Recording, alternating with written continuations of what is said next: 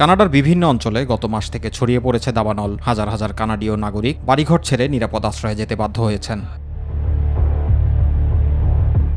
দাবানলের ধোঁয়া ছড়িয়ে পড়েছে কয়েক হাজার কিলোমিটার দূরের আকাশেও। ধোঁয়া যুক্তরাষ্ট্রের একটি বড় অংশের আকাশেও চলে গেছে। এতে দেশটির বিভিন্ন জায়গায় বায়ু দূষণ অসম্ভব বেড়ে গেছে। বয়স্ক ও যাদের গুরুতর অসুখ আছে তাদের সাবধানে থাকতে বলা হয়েছে। সাবধান করে দেওয়া হয়েছে গর্ভবতীদেরও।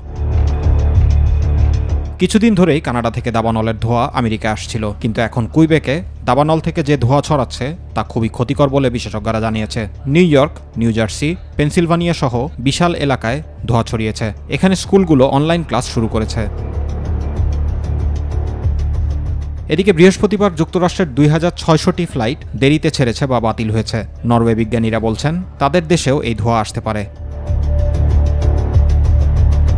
চলতি বছরে কানাডায় 33 লাখ হেক্টর জমিতে গাছপালা দাবানলের ফলে পুড়ে গেছে। এখন শুধু কুইবেকেই 160টি দাবানল জ্বলছে। 10,000 মানুষকে নিরাপদ জায়গায় সরিয়ে নিতে হয়েছে।